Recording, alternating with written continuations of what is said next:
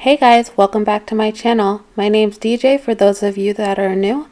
In today's video, we are going to be doing a fill on a client and a quick tutorial on abstract designs. Let's get right into it. So I'm going to start off with my 5-in-1 drill bit from Valentino, and I'm going to remove all the gel polish from the nails. I'm being careful not to dig into the natural nail because you don't want to cause any rings of fire or anything or any discomfort to the client.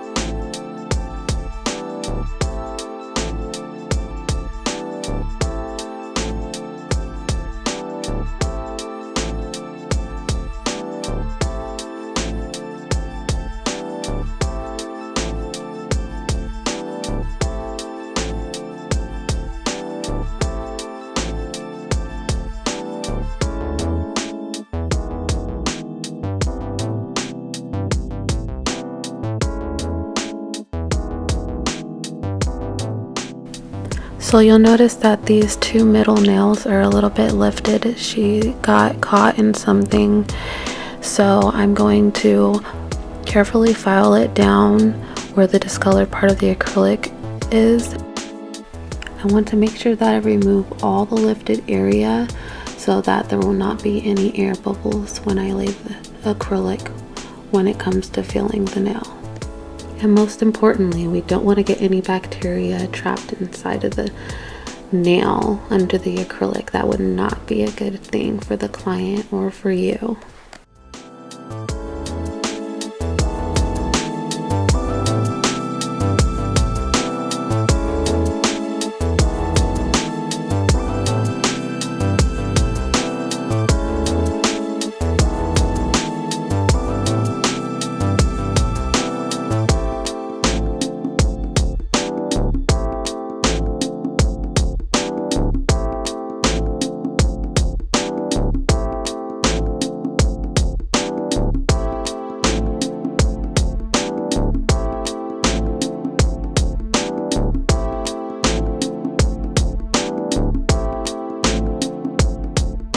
So now that we have gotten all the gel polish off and everything ready for the next step, we're going to take our 100 or 80 file.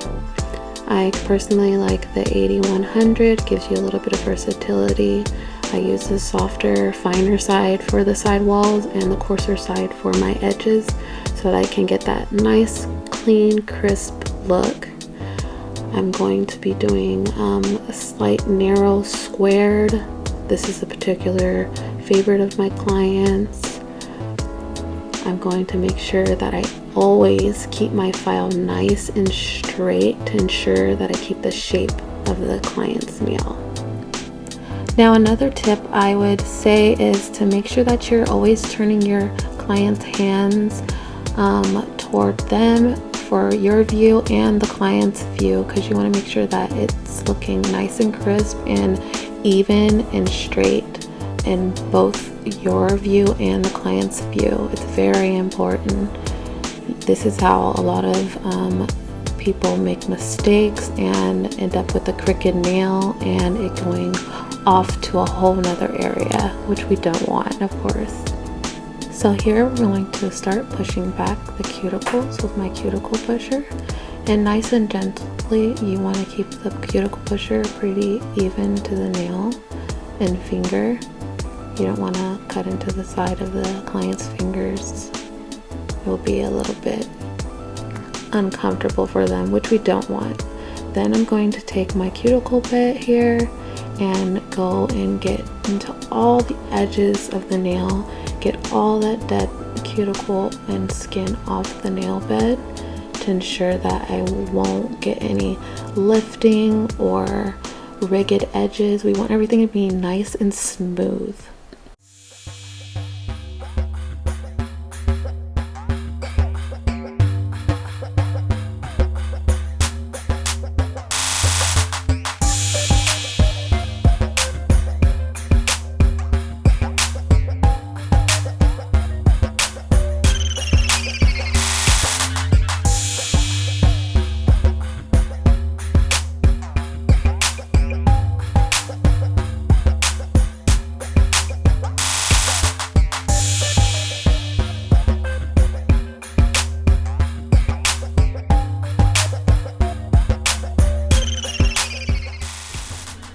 Now that we have finished with this step, we're going to brush all the debris off and switch into my next cuticle bit. It's more of a flame bit, and I use this to kind of push the cuticles up and out so that I can remove them without causing discomfort to the client, and I can kind of see, you know, way more clearly than if I would not do this step.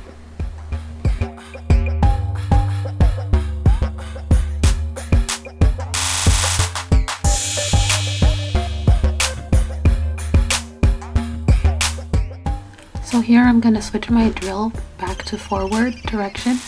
Before I was going in reversed in order to get the right side of the nail. Now I'm going to finish with the left side of the nail. I'm going to remove all the debris from the nail, of course. I use this with kind of a coarser brush just so that I can ensure that I'm getting all the dust. And then after, to finish it off, I'll use a finer brush to get all the rest of the fine dust.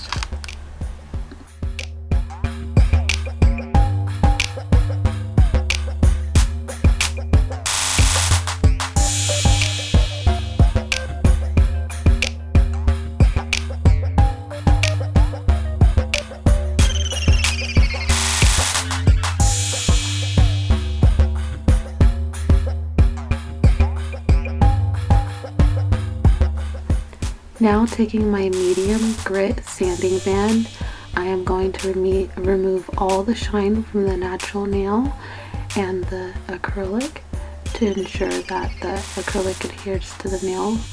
So it basically gives the acrylic something to grip onto. You don't want it to be all smooth because then it will lift really easy. I also want to ensure that I make the acrylic flush to the nail bed. We do not want any pockets collecting any bacteria or any moisture under the nail and acrylic itself.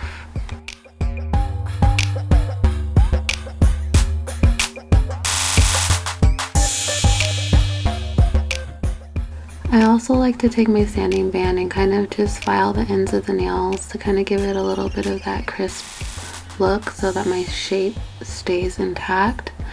And I can also remove any other polish that happens to be on the tip of the nail.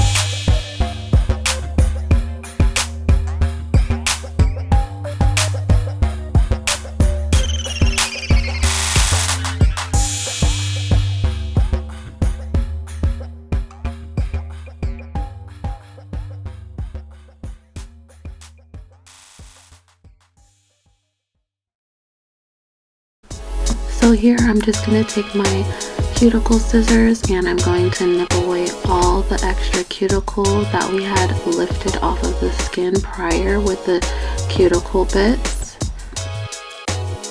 This is called kind of like a Russian manicure style. I really prefer this method overall for removing and manicuring the nails before artificial enhancements.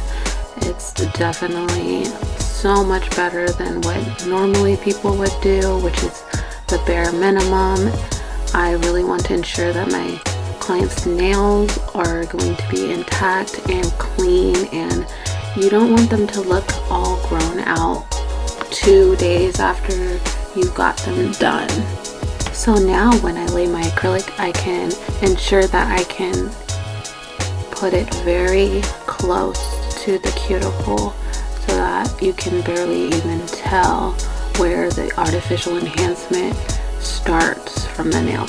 And here I just took some of this antibacterial spray and just sprayed it all over my client's nail, removing any oil or debris, getting it prepped and ready for the artificial enhancement. Then we're going to apply the dehydrator and primer. I used the dehydrator and primer from Valentino.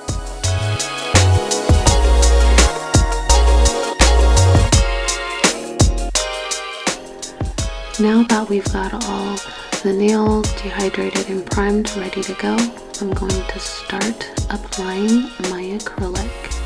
Usually when I do a fill, I only do 1 bead to 2 beads. It just really just depends what brush I'm using, the size of the client's natural nail bed, and the area I need to fill, because I definitely would need more acrylic for a nail that maybe had some lifting or is 6 weeks out than I would need for somebody who's coming from about around 2.5 weeks, 3 sometimes, depending on how fast their nails grow. So if you notice on the first nail, I was kind of having a little bit of trouble with the acrylic running because it's really cold when I was doing these nails, and that plays a really big factor in when you're applying your acrylic. You want to make sure that it's kind of warm. You don't want it too hot because then it'll dry really fast, and if you're not a professional or very skilled at applying your acrylic, that could really, mess up your application, and people tend to get nervous when stuff starts drying too fast and they're trying to, fix everything, get messy. We don't want that. So try to have the, room a good temperature. If it's really cold where you are, maybe having a little space heater would help. And if it's really hot, just making sure you have really nice airflow throughout the room. And also you want to keep it at a certain temperature for your products because you don't want them going bad or curing because it's too hot, or hardening, or anything of that sort. Also here I'm using a size 12 Kolansky Secret Nail Affair acrylic brush. I really prefer kind of a mid-sized to large brush because I do like to work a little bit faster, and a lot of my clients do have longer nails, so this cuts a little bit of my time. And I've also only recommend using a bigger brush if you are really skilled in your craft, but not for beginners, considering that it does grab a lot of liquid and you can waste a lot of product if you don't know how to get your bead to liquid ratio in the right place.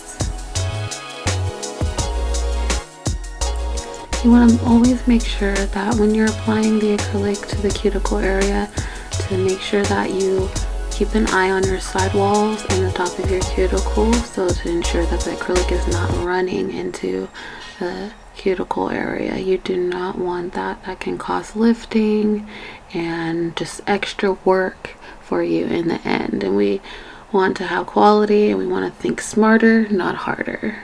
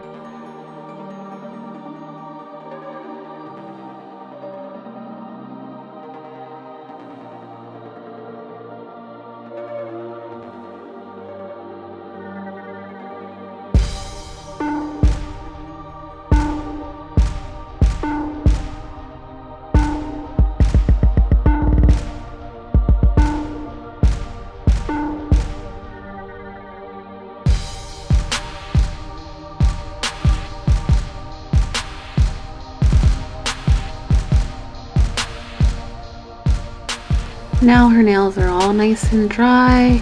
I usually use maybe something hard to tap on the nails to ensure that they are all properly dry thoroughly, because you do not want to start filing when the acrylic is still wet. Like before, you want to make sure you are keeping your files straight at all times. I like to use 100 or 80/80 on shaping. I usually like to use the square file, but the square oval end is okay as well. The square one usually makes it a little bit easier for people to get the shape very crisp, and for me personally, I just like how it's a little bit bigger, covers a little bit more area, especially for longer nail clients.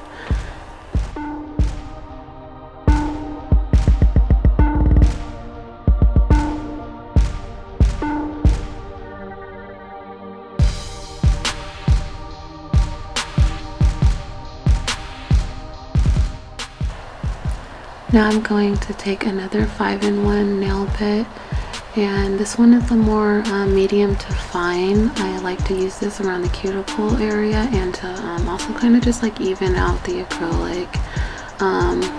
Not really a finished product, but just to make sure everything is nice and even and I can get into those nice little small places, because it's very soft on the cuticle area, but also make sure to not, you know, rub too much onto the cuticle area, causing discomfort to your client.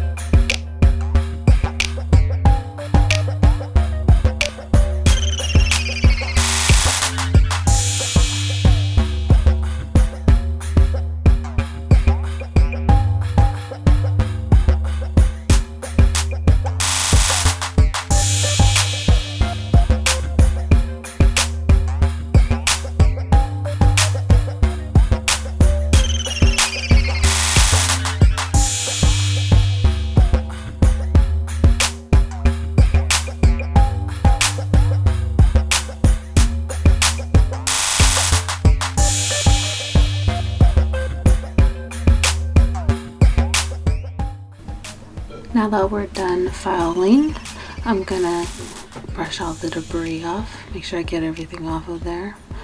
We're gonna take my buffer. I usually like the 240 yellow buffer. This is like my favorite one. I like the bigger ones because it's easier to hold and it covers more nail. And I'm gonna brush all the fine dust off, making sure I don't have any debris on the nails, so that'll be ready for art.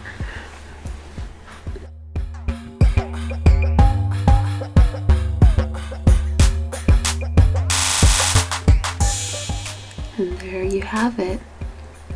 Here we go. Nice and crisp. Beautiful. And I'm sorry you guys, I forgot to record the beginning part of this art process, but I think I will do an individual tutorial of this little abstract part. I used these decals for the faces and little designs, and I went in with the Valentino gel polish in white, and I just made a couple kind of just random brush strokes. There's no really wrong or right way to do it, just light-handedly, you know, so that you kind of get that little flare out from the bottom of the white design. And then I'm going in with some base coat all over the nails, just so that we can have an even surface, nice and smooth when I go in and I use my liner to do the rest of the design.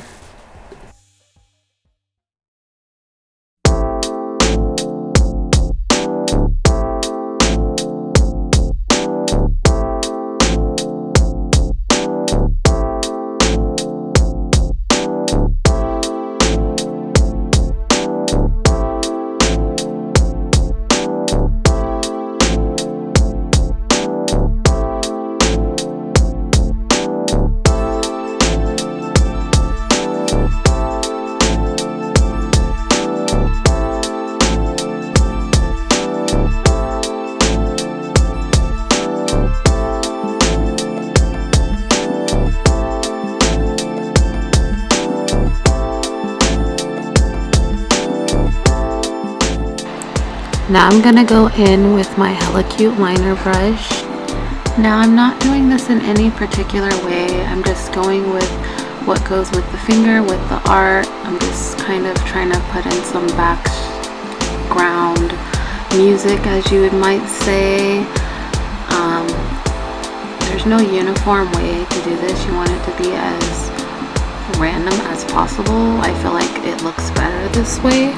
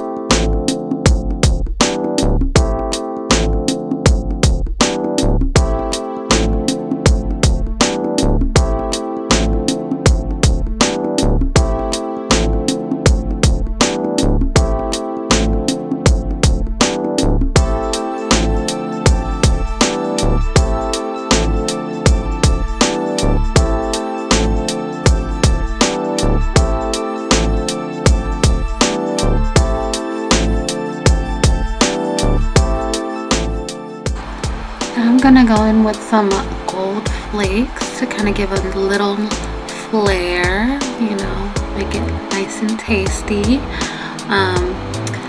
These little gold flakes just do everything to set these nails apart and just make them pop just so much more. Also giving them some texture and a different color to the nail. Here I'm using a silicone tool just to kind of stick down the flakes a little bit better.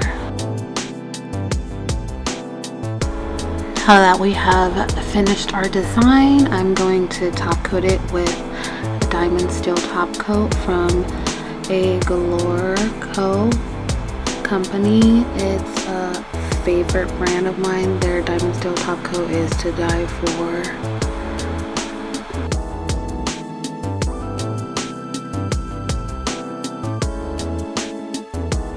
And here I like to just kind of wipe along the edges so that I can have a crisp shape and the top coat doesn't distort it too much.